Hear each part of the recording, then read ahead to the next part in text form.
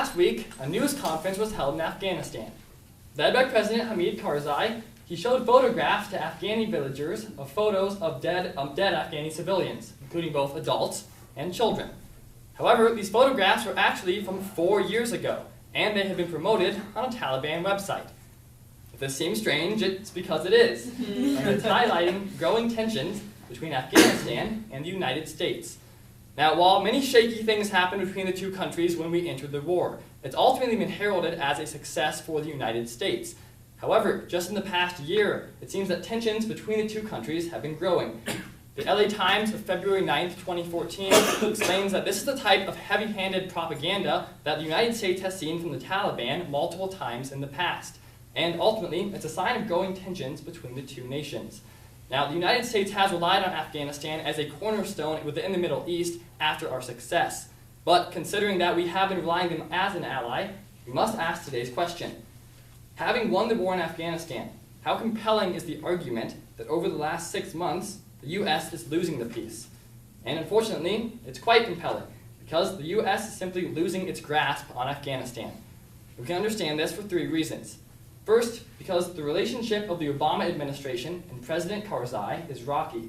Second, because Afghanistan is frustrated with the United States' actions.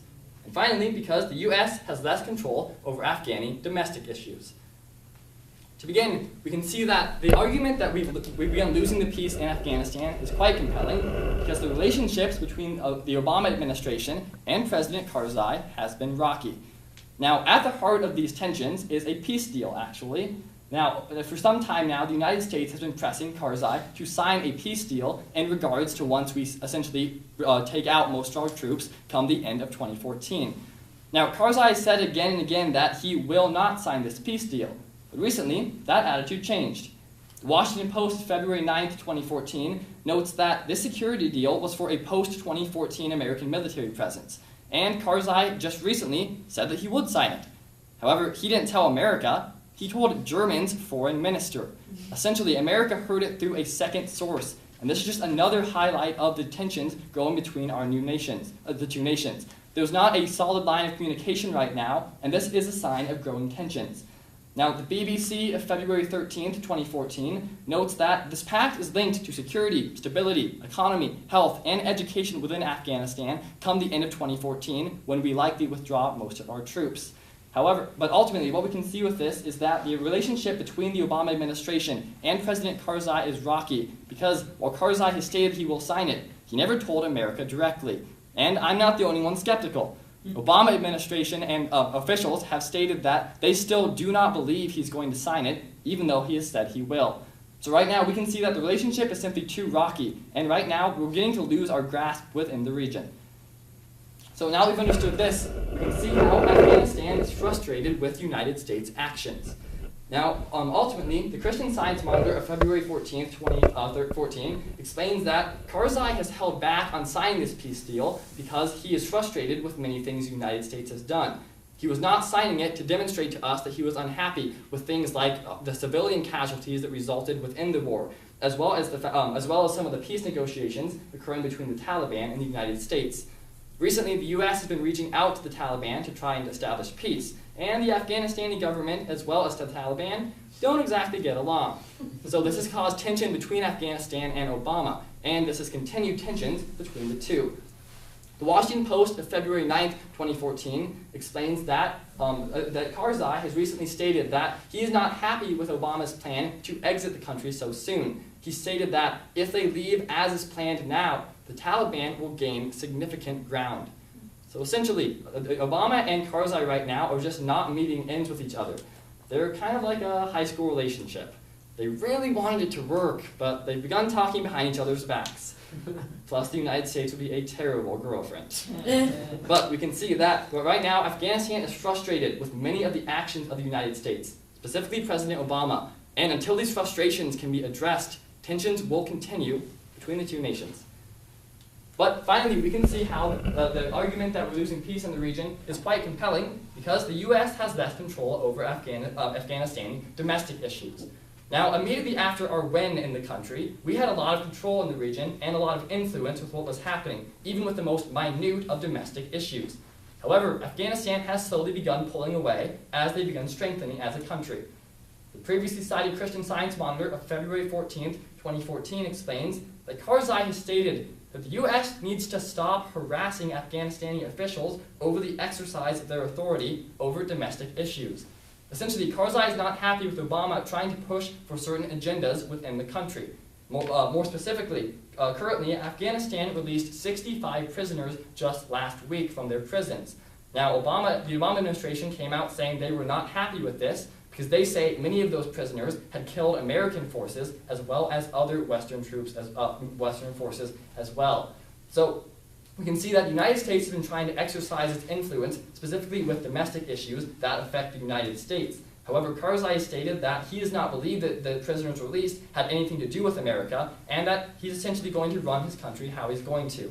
We can see that Afghanistan and the government has slowly been going stronger since our win there. And because of this, Obama has less influence in the region. Ultimately, tensions have continued to grow, and they will continue to grow until the United States and Karzai can reach some kind of agreement, both with the peace between the two nations, as well as other issues like Afghanistan's domestic issues. So today, we answered the question, having won the war in Afghanistan, how compelling is the argument that over the past 6 months, we've begun losing that peace? And unfortunately, we answered that the argument is quite compelling, because the United States has begun to lose its grasp in the region. We saw this first because the relationship between the Obama administration and President Karzai is rocky. Second, because Afghanistan is frustrated with many of the United States' actions. And finally, because the U.S. has less control over domestic issues in the region. Ultimately, these tensions have been growing over the past months, and it seems like they will not stop anytime soon.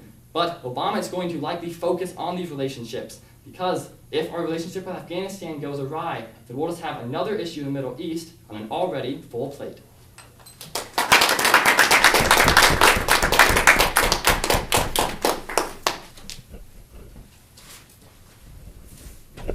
Well, first, awesome job.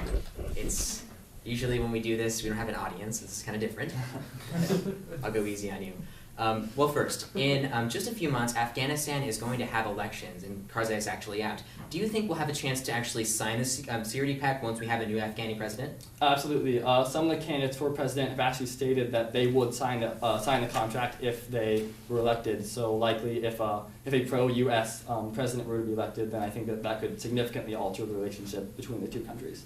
Okay, and based on what you've read, do you think the new president will lean towards like the Taliban or be more Karzai-esque? I mean, I'd say Karzai is a little bit Taliban leaning, but I think they would probably try and get away from the Taliban because while the United States has been trying to ease tensions with the Taliban, those tensions are never going to completely resolve, and so I think they would lean more towards the United States than the Taliban. Okay, and based on what you were saying, basically the focus of the security pact is to like establish bases in Afghanistan, so just in case something crazy happens, we have boots on the ground to go out there and fix it. Do you think the U.S. should be concerned that Afghanistan will become a terrorist training ground if this pact isn't signed? I mean, not a terrorist training ground. I do think there's the risk of, with decreased United States presence, there's obviously going to maybe be a little more Taliban activity. But I think the fact that we have even a small amount of boots on the ground, as Obama has stated, then I think this will be able to kind of quell that and hopefully keep peace within the region. What would you advise President Obama to do to make sure that things remain relatively smooth in Afghanistan? I mean, I think he needs to try and work out some of the small issues between himself and Karzai.